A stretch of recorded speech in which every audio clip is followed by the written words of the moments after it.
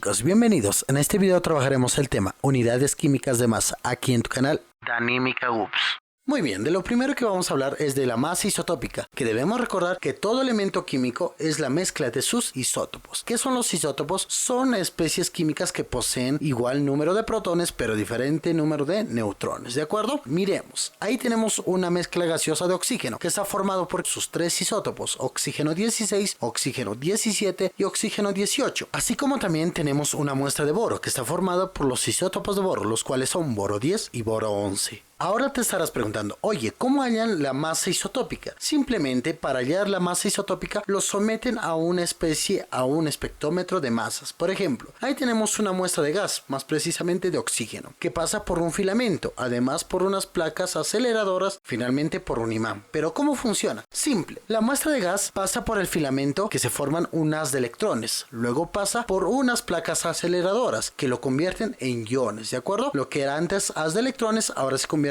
haz de iones. Ahora pasa por un imán que nos indica la curvatura de cada ion y se pasa por una placa detectora. Ahí es lo que determina la cantidad de cada isótopo que hay en la muestra. Ahora te estarás preguntando, oye, ¿para qué nos sirve el espectrómetro de masa? Simplemente el espectrómetro de masa nos da el valor de su masa isotópica, además de la abundancia de cada isótopo. A la unidad de la masa isotópica vamos a llamarlo unidad de masa atómica, que en sus siglas sería UMA, ¿de acuerdo? Que vendría a ser la 12ª parte del carbono 12. A ver, miremos ahí. Tenemos un átomo del carbono 12, que es igual a 12 UMA.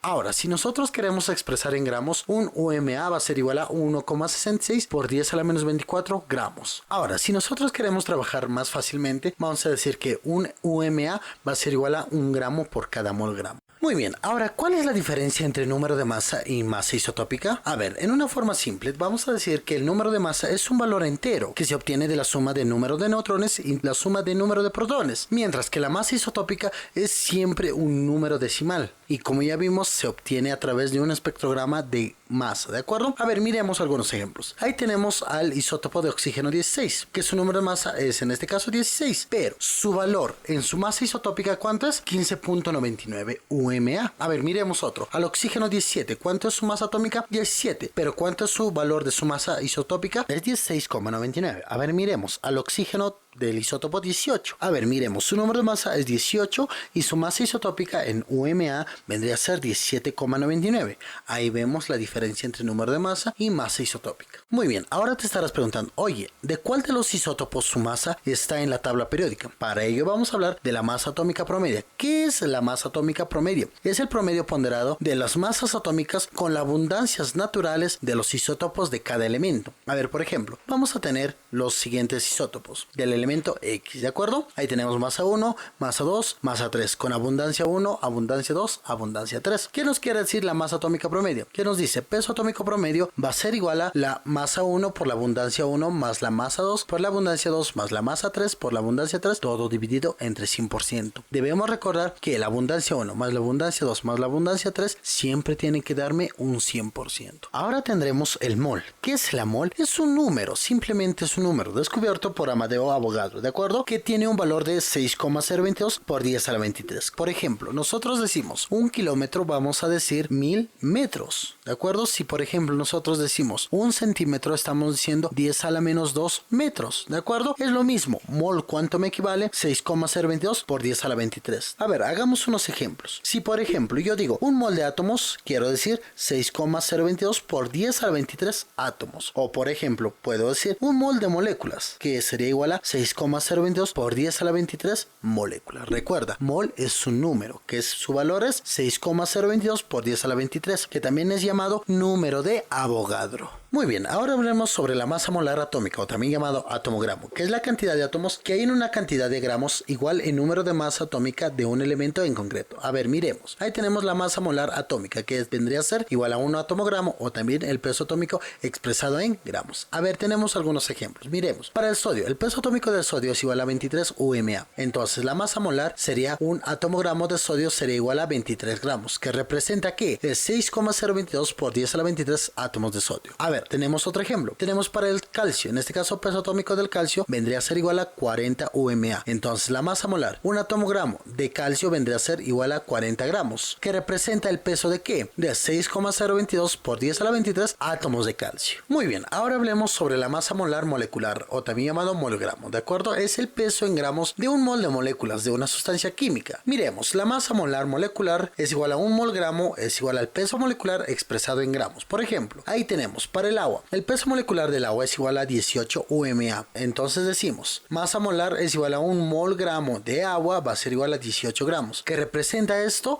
a 6,022 por 10 a la 23 moléculas de agua. A ver, tenemos otro ejemplo. Por ejemplo, para el ácido sulfúrico, el peso molecular del ácido sulfúrico es igual a 98 UMA. Entonces decimos, masa molar, un molgramo de ácido sulfúrico va a ser igual a 98 gramos, que representa a 6,022 por 10 a la 23 moléculas de ácido sulfúrico. Muy bien, ahora hablemos sobre la interpretación de una fórmula química. Una fórmula química nos informa dos cosas: la calidad y la cantidad sobre la estructura interna de una sustancia pura, ¿de acuerdo?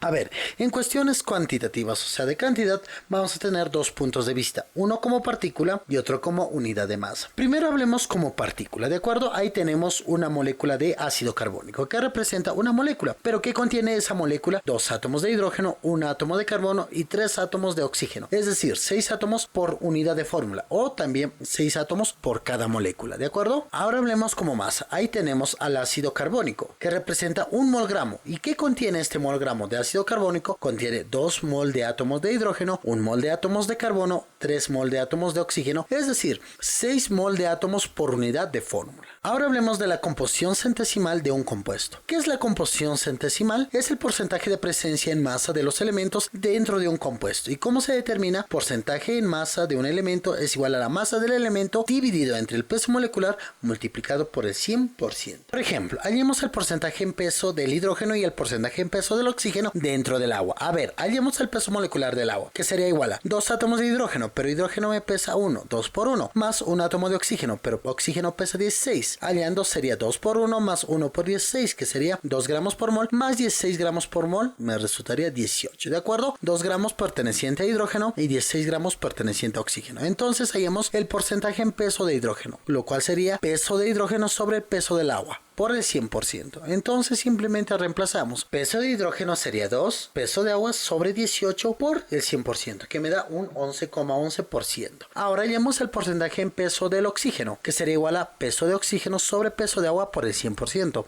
Entonces hallemos, el peso del oxígeno sería 16 UMA sobre el peso del agua, que vendría a ser 18 por el 100%, dándonos un 88,89%. ¿Qué notamos? El porcentaje en peso del hidrógeno y el porcentaje del peso del oxígeno, ¿cuánto me suban? El 100%. Muy bien, ahora hablemos sobre las fórmulas químicas. Vamos a tener dos tipos de fórmulas, siendo la primera la fórmula empírica y la segunda la fórmula molecular. Primero hablemos sobre la fórmula empírica, que es también llamado la fórmula mínima, que nos indica una relación aparente entre los átomos dentro de la molécula. A ver, esta se puede hallar gracias a la composición centesimal. Ahora hablemos sobre la fórmula molecular, que es aquella que nos indica una relación real entre los átomos de los elementos que componen una molécula, ¿de acuerdo? Esta se puede hallar primero hallando la fórmula empírica y luego hallando el peso molecular del compuesto y dividiendo bajo una constante que más adelante veremos. Ahora miremos la diferencia entre una fórmula molecular y una fórmula empírica. Por ejemplo, ahí tenemos el cuadrito que tenemos al compuesto, la fórmula molecular, la fórmula empírica y a una constante K. Miremos, ahí tenemos al benceno, cual fórmula molecular sería carbono 6, hidrógeno 6,